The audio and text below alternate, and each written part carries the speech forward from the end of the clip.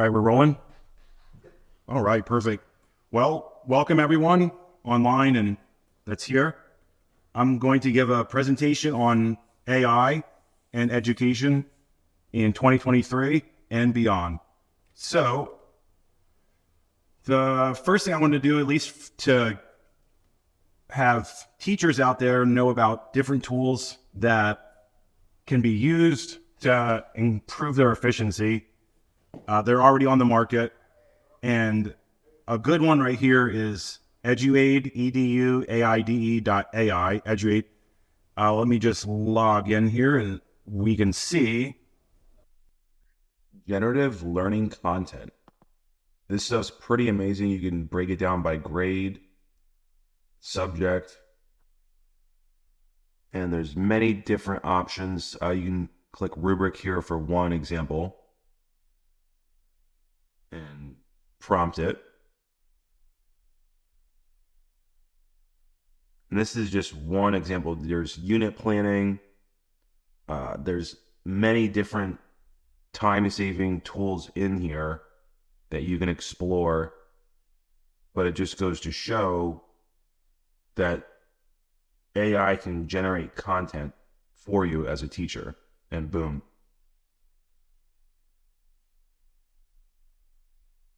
Look, it breaks it down into the points.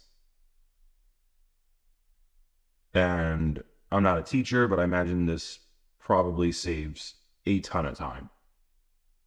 A boatload of time, if you will.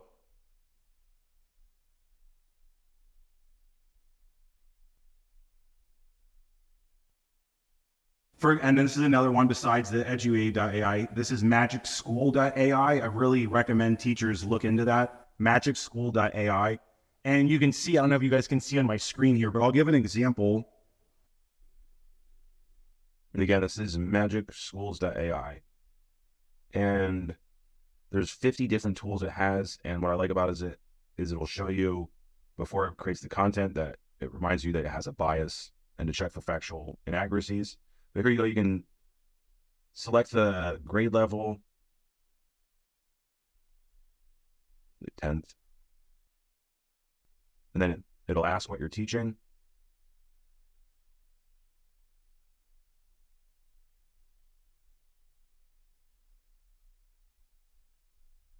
So something really complex, right? And then you prompt it with who you are. That's a good little prompt engineering trick. I'm pretty sure this is all based off of ChatGPT, which is a hint for that guess. I don't know if it is, but a hint is it says it's cut off as 2021, which is what currently ChatGPT's model is cut off at.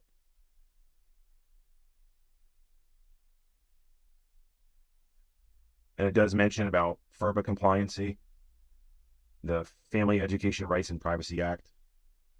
That will have to change if this AI content is going to become more tailored to individuals. And here you go. Look at this. It's so profound what it can produce instantly. It even addresses the standards. What is this? Copy the output.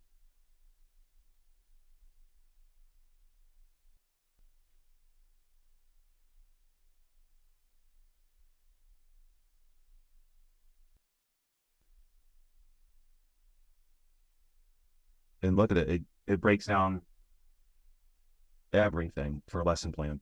Then you can ask Raina, how would you like to modify this text?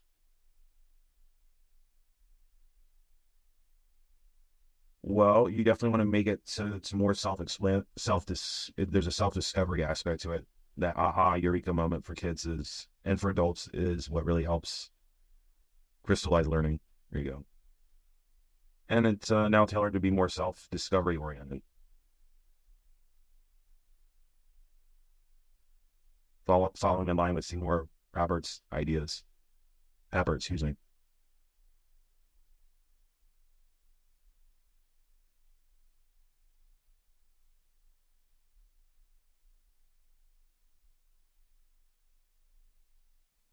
And it'll create this just like that. And then there's also, there's also Twee, which is really cool. That's something that teachers can also use, TWEE.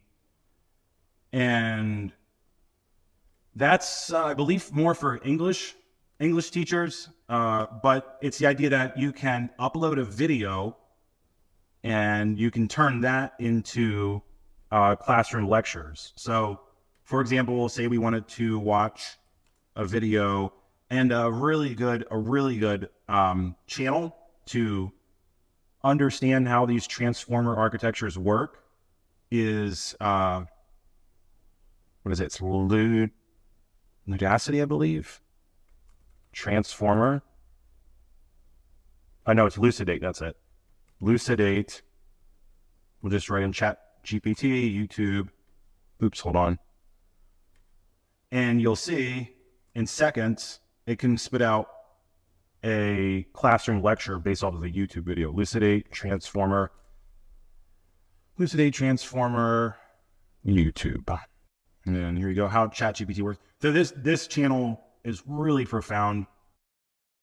It really breaks down. It actually goes to the heart of how this technology works. And it includes the equations that this model actually, that the ChatGPT model actually uses to create its natural language outputs. It's really incredible.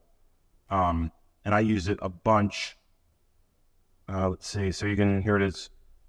Create questions for a YouTube video. So this is just an example that it's something that teachers can use to help them teach, because everyone knows how teachers are overwhelmed. It's really incredible across the country. There's such a demand for teachers and a small supply, and it creates just exhausted teachers.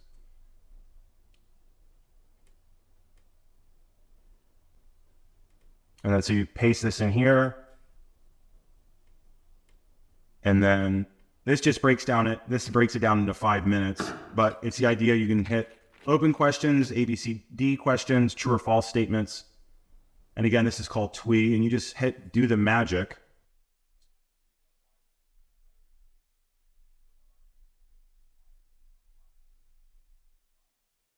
So this is able to create questions for the classroom based off of YouTube videos.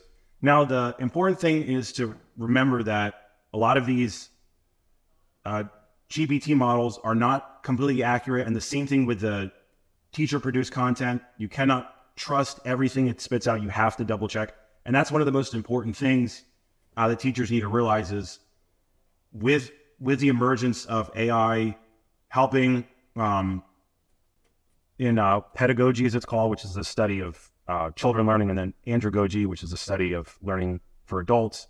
In these two fields, you have to remember skepticism of the output is very, very critical. You have to be skeptical, and there's a importance to being skeptical of what the AI spits out, because skepticism is one of the bedrocks of the scientific revolution, and we've arrived at this point because of the scientific revolution, which again is based off of skepticism. So you have to be very skeptical of the facts, and I'll get into that here in a little bit. So you can see, yeah, this is something that can really help teachers.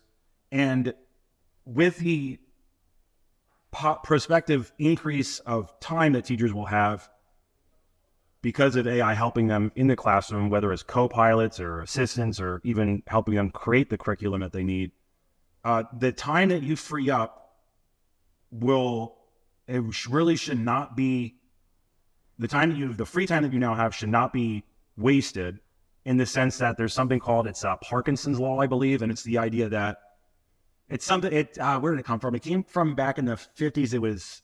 I can't remember if it was an economist, but the point is it was someone that articulated how if you have more time to do a specific task, you are going to extend the length of time to complete the task. An analogy is with hardware. If with memory in with your different devices, the more memory you have, the more you're going to fill it up with useless things, versus if you just have 500 gigs of memory on a device, you're going to be a lot more decisive on what you put in that 500 gigs, versus if you had a terabyte, you're going to just throw everything in a terabyte. So it's the idea that with all the free time that teachers are going to have, you really, really want to use that freed up time to improve what you're teaching students. And so the solution to that is what you do is you raise the bar in the classroom. You expect more from your students because they are learning at a more rapid and accelerated pace. They're learning more. Just like when the introduction of the calculator came about. Originally, you had the slide rule back in the day to learn to do calculations, and then the calculator came out. And with the calculator, it freed up time, but what that did is it raised the bar on what type of mathematics students were learning. And so it's the same thing with artificial intelligence. Teachers are going to have to raise the bar and expect more from students, and students are going to have to increase what they're doing. They're going to have to put more effort and go to the next level of thinking. And again, that raising the bar, again, a solution to that is creating deadlines for more sophisticated work, basically, in the classroom. And this changes the whole paradigm of education, because with raising the bar, what that means is college, what could be considered college level courses can now be taught in high school. High school level courses could now be introduced to middle school students, and middle school level content could be brought in the elementary. So the overall theme of artificial intelligence is it's going to move us up a rung in learning, in education, and that will benefit everyone. Besides teachers having a lot of work and being exhausted because of work, there's also an expected, it's something insane, like 800,000 STEM jobs are going to be open by 2030. So there's going to be a deficit or a shortfall of people in the STEM fields. And I believe that artificial intelligence will help bridge that gap, because there's going to be more educated students out there who can understand the STEM fields by using things like ChatGPT. So I'm going to just show a couple more things. Perplexity is, I'm going to show a couple more things as far as education goes, and then I'm going to shift into more public-oriented, non-classroom specific AI tools. So this one right here is perplexity.ai. This could be used in the classroom because the language model here actually shows the sources. It cites the sources of where it's getting its information, and you can actually hit focus here. So you can do, I don't know if you guys can see that on my screen, but I'll just zoom in. Let's see, it should zoom in there. So you can see, you can do all, so you can search across the entire internet. You can do academic content. So perplexity.ai is really, really good in that you can focus on where do you want your, how can I put it? Using vocabulary from these transformer architectures, the idea is that you can get the weights between these different quote unquote neurons in the transformer architecture. You can get these weights not from just the entire internet, but you can get them from Wolfram Alpha. You can get them from YouTube, Reddit, and academically published and peer-reviewed papers. So for example, and I'll get into the idea of weights and neurons and all that. But let's see, we will use Wolfram Alpha because a lot of these large language models like Bard and ChatGPT, a lot of these GPTs are not that good in math again. So Wolfram Alpha is actually a mathematical oriented engine, and it's superior to plain old Bard or ChatGPT as far as it comes to calculations. I've tested it out, and you can test it out yourself. ChatGPT has improved with doing calculations, but math is not a strong suit for these GPT models. But if you have plugins like Wolfram Alpha, it does help. So I'm going to ask a really interesting question, and this goes back to the portion of my next part of this lecture, and it goes back to the Greek mathematician and astronomer Aristarchus. You know the moon transits the horizon in 2 minutes. You know the moon transits the Earth's shadow in 3 hours during a lunar eclipse. You know the moon orbits Earth in 1 month, and you know the diameter of the Earth because of Aristophanes. Aristarchus knew that. And you know the diameter of the Earth. Assume the shadow the moon transits during a lunar eclipse equals the Earth's diameter. It should be everything. And we'll focus on Wolfram Alpha, since that's good at math.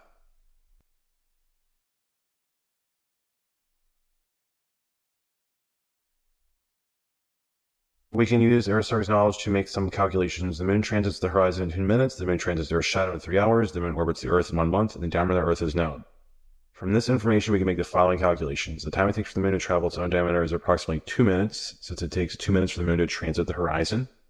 The time it takes for the moon to travel the diameter of the Earth is approximately 3 hours. The diameter of the moon is approximately 1/3 of the Earth, since it takes the moon 1 month to orbit the Earth. Using this information, right, and this is the same value Aristarchus came up with. The diameter of the moon is approximately 1/3 the diameter of the Earth. So the diameter of the Earth's shadow during a lunar eclipse is approximately 3 times the diameter of the moon, right? That's all logical. Lunar eclipse is 3 hours. So it looks like a repeat. But no, so the time it takes for the moon to travel 3 times the diameter of the Earth is also 3 hours. And this is, unfortunately, we cannot determine the exact calculations that Aristarchus would have made. So that's using Perplexity, but if we run over to ChatGPT, type that in, copied it already, let's channel the spirit of Aristarchus. And look at this, it'll actually explain it all.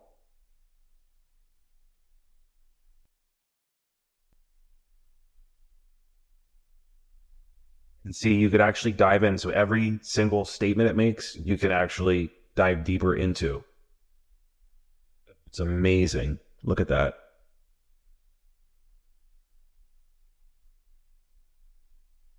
Let's see, it should come out with the right answers. This is a rough estimate of the distance from the Earth to the moon. So Aristarchus said it was 60 Earth radii to the moon, which is pretty accurate. It deviates apparently from 57 to 63 Earth radii, the distance to the moon. Moon completes, yeah, this is just, and you can go on, and yeah, this is the power of it.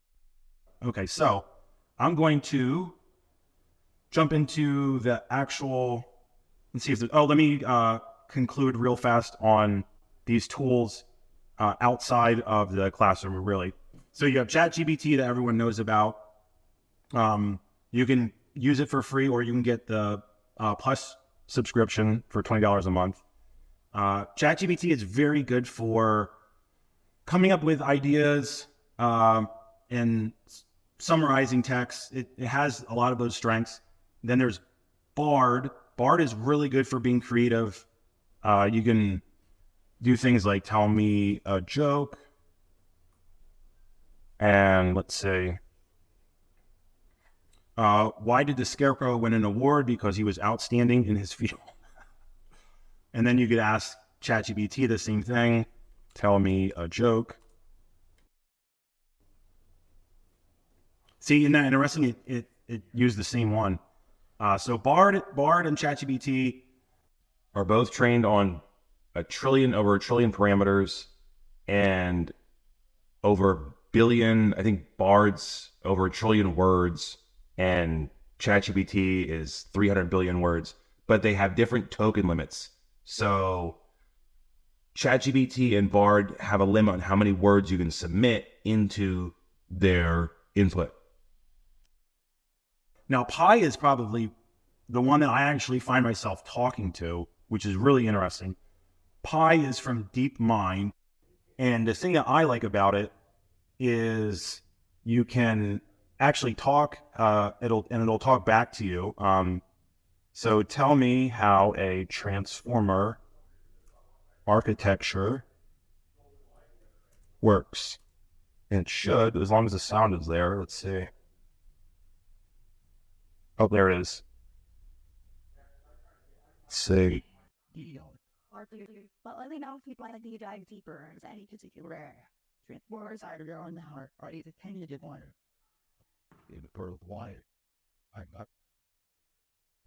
So it talks back, which is really cool. I really like that. ChatGPT, I think, limits, what is it? Does it say here? 10,000 characters? No, the audio's glitchy. That's fine. So again, yeah, 10,000 characters. Now Claude, this is a really good one. Claude by Anthropic, you could actually put up to 75,000 words in here, I believe. So a huge volume of words you can put in here. Bard is cool. You can actually upload images. And it'll see desktop. Let's see if it knows what this is. Let's just say, what is this? So this is, I'll get into this. This is the Antikythera machine. It's an analog computer. It was built. Here it is. Yeah, it says, it recognized what this is. This object in the image is the Antikythera mechanism, an ancient Greek astronomical calculator. It was discovered in 1901.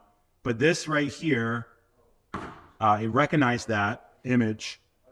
And let's see, is it? Okay. It's not even.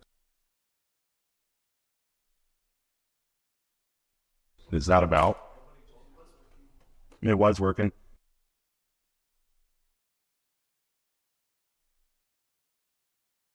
Okay, there you go. So that's the Antikythera machine. Did you guys see that there? But it recognized what that is. And this was a device that was an analog computer, really, and extremely sophisticated. This thing existed before Julius Caesar went rampaging through Gaul. It does. But yeah, it's an incredibly sophisticated machine. And again, it goes back to the Greeks and all, who really, really pioneered writing down their discoveries. And because of that, we were able to progress. So I'm going to jump into the lecture real fast. And let's see. I'm going to go back. Here we go. So now that we've seen what ChatGPT and Bard and Pi can do, let's really kind of think back and step back and kind of find out where we are today and look at it from where we came from. So this all began with human language, and human language is a really extremely complex invention, I'll call it. And if you have kids, or if you've seen kids grow up, you can understand that it takes a very long time to master language. There's very intricate elements of it, like you have your adverbs or nouns or adjectives, and they all work together to paint a picture of the world around us. And this right here, if you guys can see it, I'm going to jump into this. This is from a guy named Michael Levin, who's a synthetic biologist. And he came up with the idea of cognitive light cones. And what that means is there's a way to visualize using from physics the idea of a light cone. There's these boundaries that we have as human beings that measure and what we observe. So our vision is really where this all comes from, and it's we take it for granted that we see things and we apply our language to what we see. But it's the idea that human beings' cognitive light cones are very, very dense. So there's a high bandwidth, I guess you could say, between what we see and how we communicate that. And communication in a cognitive light cone is analogous, in my opinion, in my theory, to photons. Photons are the universal currency in a cognitive light cone for sharing cognition between other agents. And I'll get into that in a little bit, but that's the idea, that cognition in a cognitive light cone is communicated just like photons are in a regular light cone. And this infographic really explains it. And if you look, and you can see here, for example, a tick has a very tiny one. A dog has obviously much larger one. And then you have your humans here. And what's interesting is these can compound. And with the accumulation of these cognitive light cones, we start to grasp the information as a collection. And a long time ago, I read a book by Howard Bloom called The Global Brain. And it's the idea that communicating through a network is a very primal and ancient survival strategy that's clearly been effective, proven for, some could argue, a billion years or so. And just to grasp that is just incredible. But it's the idea that communicating all the way down to the cellular level, where bacteria, if they go to a certain spot, they will release certain chemicals depending on if there's resources there. If there's food there, it'll release a chemical that other bacteria know, hey, there's resources here, let's go here. If a bacteria goes over to another spot and dies, it also releases a chemical that then spreads through the network.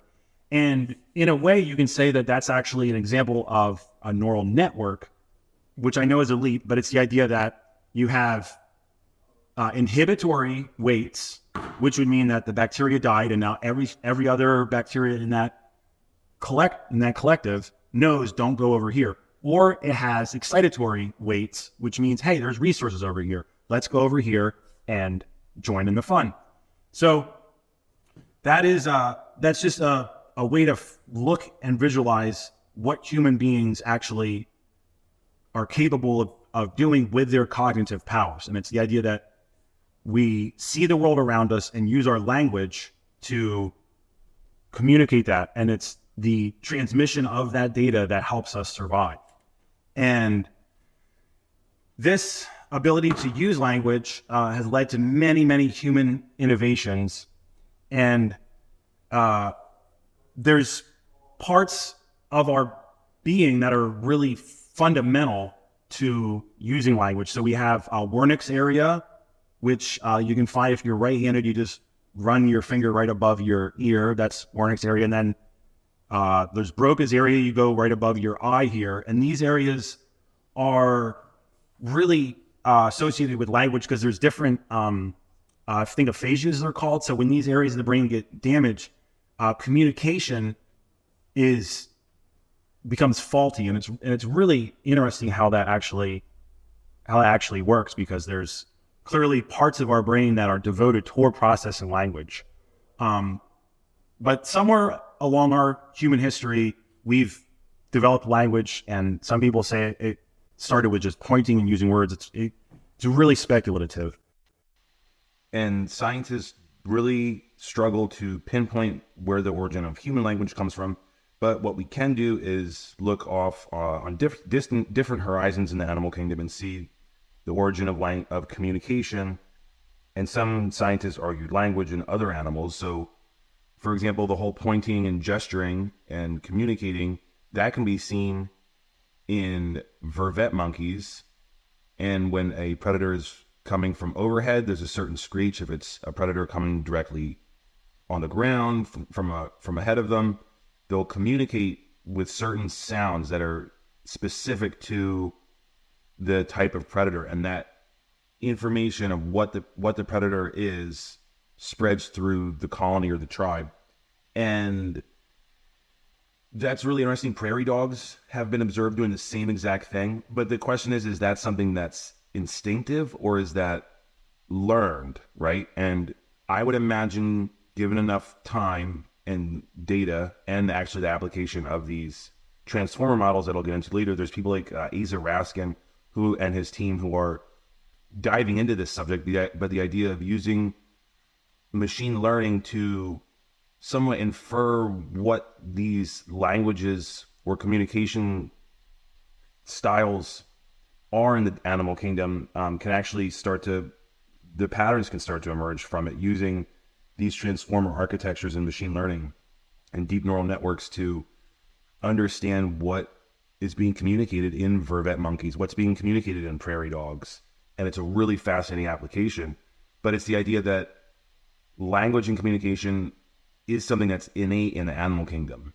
I think is what's going to be discovered. Language is innate, and it is taught just like it is with humans. So vervet monkeys and prairie dogs are actually taught it, which implies there's culture. And it's a really interesting subject. But again, it goes back to the fact that in the animal kingdom, there's a hard wiring built into our DNA to communicate. But there's also a gene that they found. It's called the FOXP2 gene.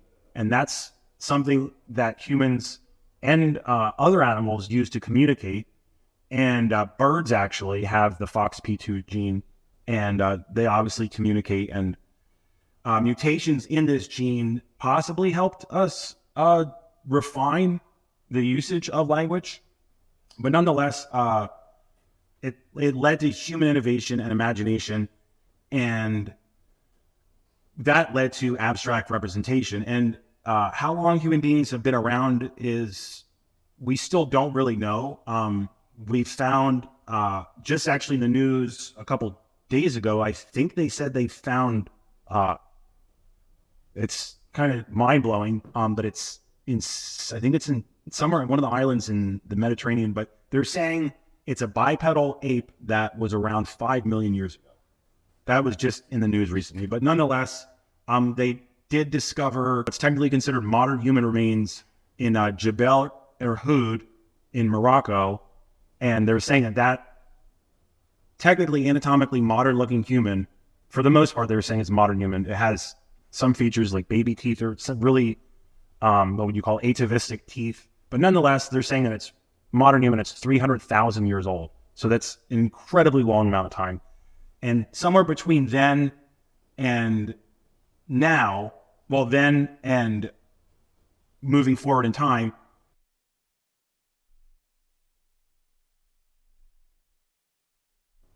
we've created the ability to represent things abstractly.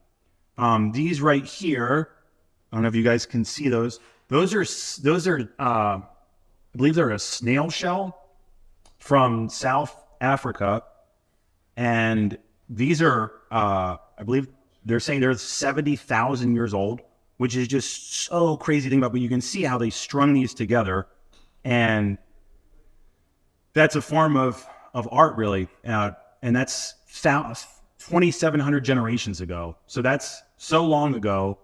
I guess if we were to try to break that down into something that we understand today, if we left this building and walked all the way up to basically the park strip, every step would be a generation. That's how many generations back we've been creative. If that helps you understand just the long time frame that's gone past. This right here is fascinating. This is for Europe. This is the lion man of Hohenstein-Stadel in southern Germany. But you can see that this thing is 40,000 years old, they speculate, which is just, it's carved from mammoth ivory. And it just goes to show that we've been creative and used our imagination for a long time using language. Eventually, this ability to create things with our imagination has led to many different types of societies, but the goal has always been, and this is my opinion, the goal has always been to come together and form these large cognitive light codes, because there's an evolutionary advantage to having groups of people come together and sharing information. And you could see in my road here, we'll call it, from the early stages of humanity all the way up into today, where we have artificial intelligence, you'll see that it's been a long journey, and everything's been iterative from the last stage. So eventually human beings created written language, and written language such as cuneiform here, that's kind of like the Latin of written language. So many different languages stemmed from that, just like the many different written languages, including Greek, stemmed from cuneiform, just like Latin is the progenitor to Spanish and English and all that. And the Babylonians really were some of the first to write down these sophisticated mathematical observations, and that led to future generations using these observations. And one of those people was, like I brought up earlier, Aristarchus. He saw things written down dating way before his time, such as the ability of Eratosthenes, who came before Aristarchus, to discover the diameter of the Earth by reading from a scroll that the well in Syene on the summer solstice did not have a shadow in the bottom of the well, and up in Alexandria, where Eratosthenes lived, there was a shadow on that day. So he was able to get the angle from where he lived and measured the distance to that well, and was able to use mathematics to discover the diameter of the Earth, which is so profound for someone to be able to do that. And then that's when Aristarchus saw that we know the diameter of the Earth, and he was able to discover the distance to the moon, and then the diameter of the moon, and then he also used that same ability to measure the distance to the sun, and that's when we first get record that the sun is actually bigger than the Earth, and that obviously moving forward helped the people like Copernicus and Newton. But right here is actually a replica of the Antikythera machine, which is it's a beautiful piece of work. And people like Aristarchus and others of that era, again, this is 200 BC, so a long, long time ago, they had something like this, and it was able to predict eclipses. They speculate it could tell you how far off the Olympics were, and just many, many useful things.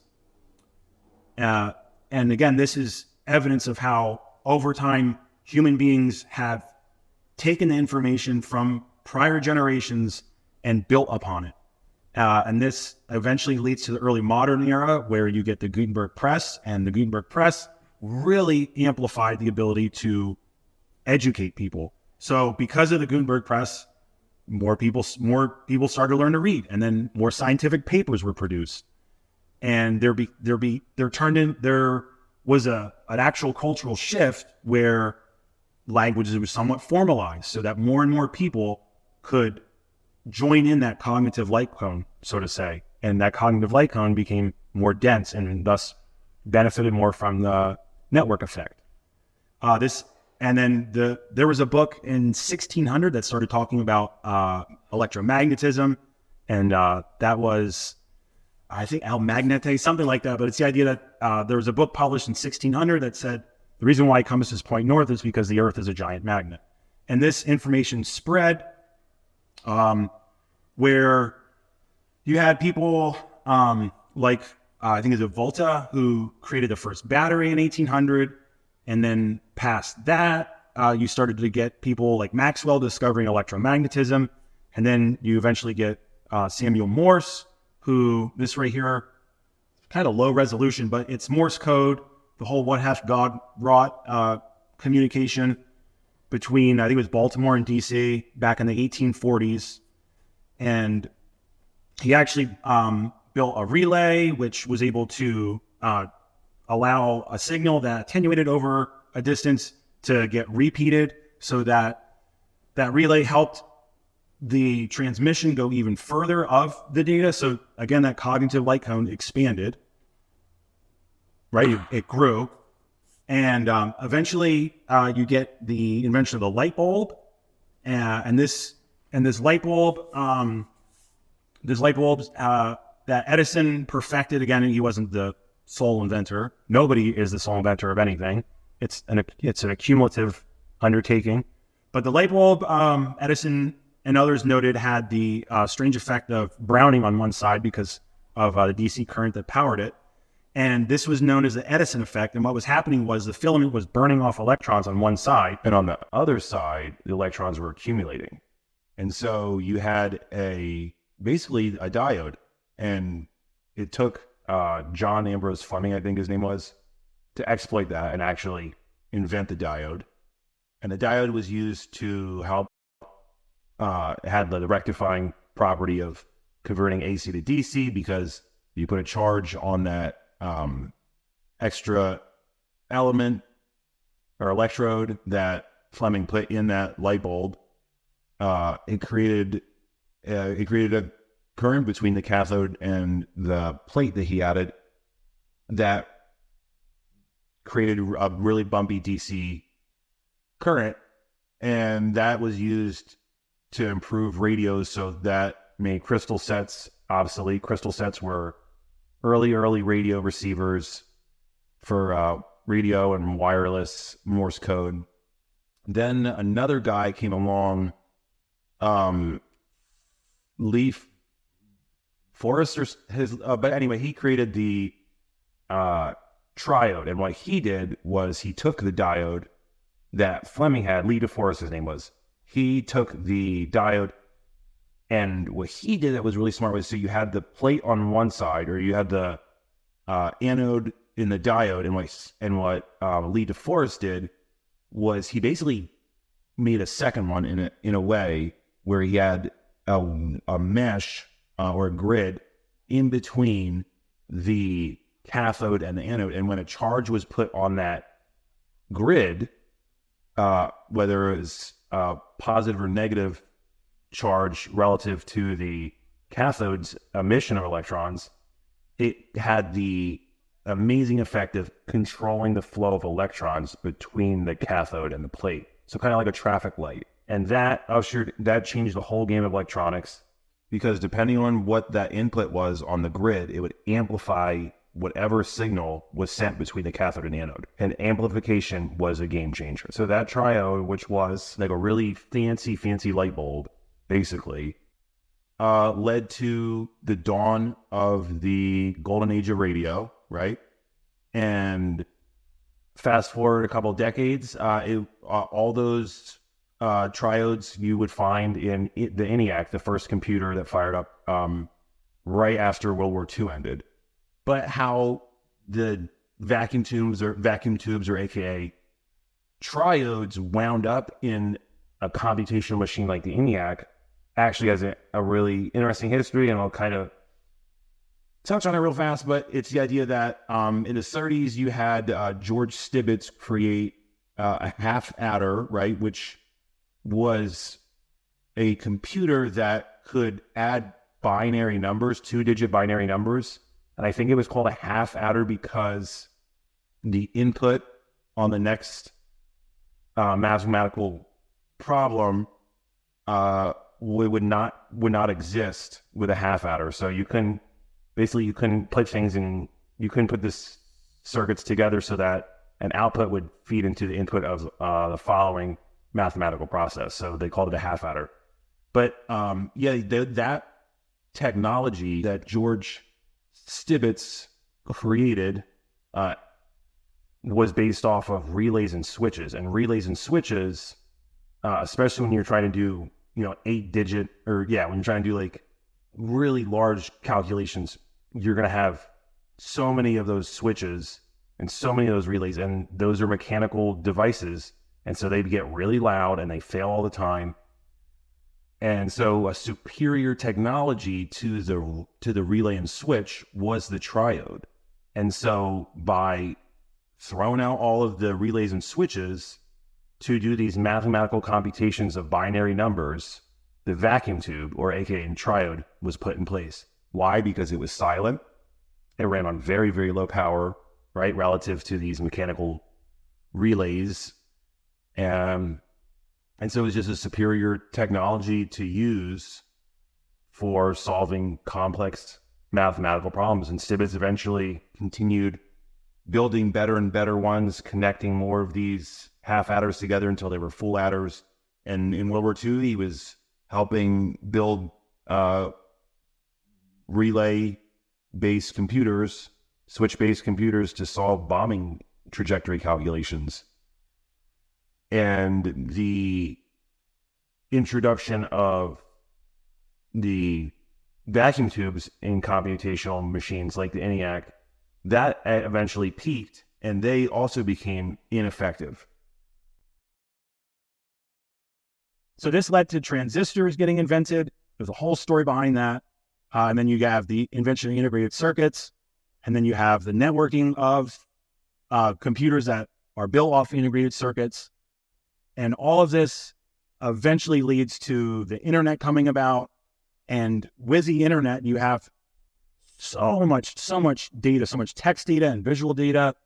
And now with these, with this transformer, as it's called, transformer architecture that ChatGPT and the other GPT models utilize, they're able to access the internet and communicate with that data using natural language.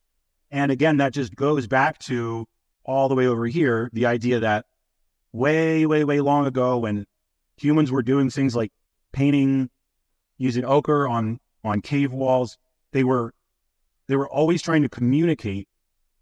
And now we're at the dawn of a new era, really, where you're able to communicate with the corpus of information on the internet.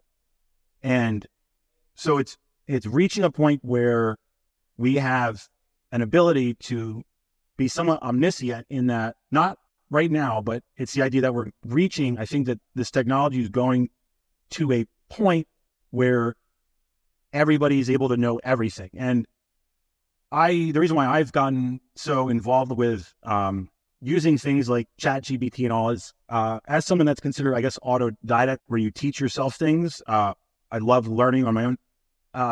In January, I learned about ChatGPT, and for the first time, I had someone to communicate with that's an authority. And before that, I couldn't really communicate with people because unless they were experts on something. So with the release of ChatGPT, I'm actually able to talk about things and ask, like, how did Aristarchus how did he do what he did? How was he able to look at the moon or look at the lunar eclipse and say, okay, the moon is actually 20 Earth diameters away from where I'm standing? And I'm able to talk to these models and ask them little bits of information, and it helps me understand things. And that's the goal. That's really the goal. The goal has always been to create artificial intelligence. And I know that sounds like a leap, right? And it could be hindsight bias in that if you look in the rearview mirror, right, and you look back in time, you can see we're always moving on this road toward machines having cognition, really, computational cognition, having their own cognitive light cone. You could go back in time and compare it how even other civilizations created computational machines, right? Like the Antikythera machine. But anyway, I know that's probably inaccurate, right? The idea that we humans have always been wanting to create artificial intelligence. But even if it is hindsight bias, there's still, that's how it's viewed, because really we're just moving forward in time with no headlights, and the best we can do is when we look in the rearview mirror is try to extrapolate a pattern out of it, that we've been creating, light bulbs to diodes to triodes to transistors, and then networking that all together, the ability to compute. But artificial intelligence, really, in conclusion, like Azer Raskin and myself have also come to the same conclusion. So there's definitely a kernel truth to it, because we both came up with the same idea that AI, in the collective cognitive light cone analogy, where language and words are photons, and language is packets of the photons, so packets of words. AI is like a telescope, and then it can zoom in. It's like a microscope, or no, it's like a telescope it could zoom out. It's like a microscope that it could zoom in, and then it also has a prism ability where it translates the language or the data in that language into something that an individual can understand. And then it also has a generative property where it can combine the rainbow into white light. So AI is a very fascinating new optical tool, really, for the cognitive light zone. I'm going to close out now because it is 2:10, and what I'm here actually for is I want to show everyone, if you guys could leave if you want, or if you have questions, but in a minute here, I'm going to talk about my learning center, which is the goal of what this is. As you can see, this event's sponsored by Home of Geniuses. Out there on the table, you can scan those little NFC tags. Your phone needs to be unlocked, and if you have your NFC turned on in your phone, you can scan that and it can go to the crowdfunding page. But I wanted to give an opportunity for people to leave. If they're interested, they can stay as well. But does anybody have any questions or anything maybe about what the future of AI might be? Yeah. What we talked about earlier, do you think eventually will be uploaded to some kind of a synthetic substrate? In other words, is there education that we know? Will it be neat? Pretty just like telepathically an activist gathered which has all the information. So the question is, will we as a cognitive thinking person be able to have our cognitive abilities uploaded to the internet? Yes. Yes. The answer is yes. And why I say that is because it's kind of like, I think, the Superman. You guys remember in Superman talks to his dad, I believe, and his dad's there able to communicate as if he is present. Absolutely. That will definitely be the case. And the reason why I'm certain of that, provided, we continue on our trajectory, this eon long trajectory of reaching that point where it shouldn't really be looked at as cheating death or anything, right? Where you're going to be cognitively aware. It's the same thing as with these GPT models. They're not sentient, right? Your sentience will not be cloned and put on a network. What it will be is literally just a clone of how you communicate. So just like in the Superman movie, where Superman's talking to his dad, who's obviously non-existent, but there's a clone of him that really does kind of come off as his father, but it is not his father. It's just, again, it's a clone of how they communicate, of how the person communicates.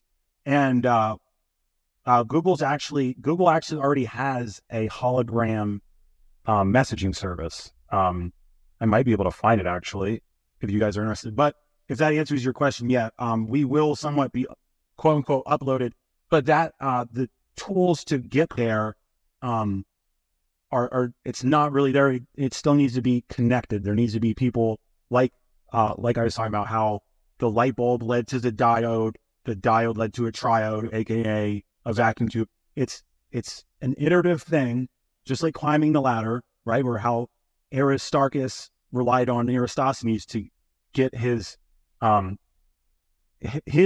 addition to the body of human knowledge added it's the same idea. It's going to take steps to reach that, but it will absolutely happen. And the thing is, a lot of the data is already there, especially if you have a presence on social media, whether you have a Facebook profile or a Twitter account. Again, Twitter, aka X, they just updated their terms of service where this is just in the last, I think, couple week or two. X, aka Twitter, they are going to basically clone everything you've ever said or read on Twitter, and they're going to, what I believe is, build a GPT of you, if that makes sense.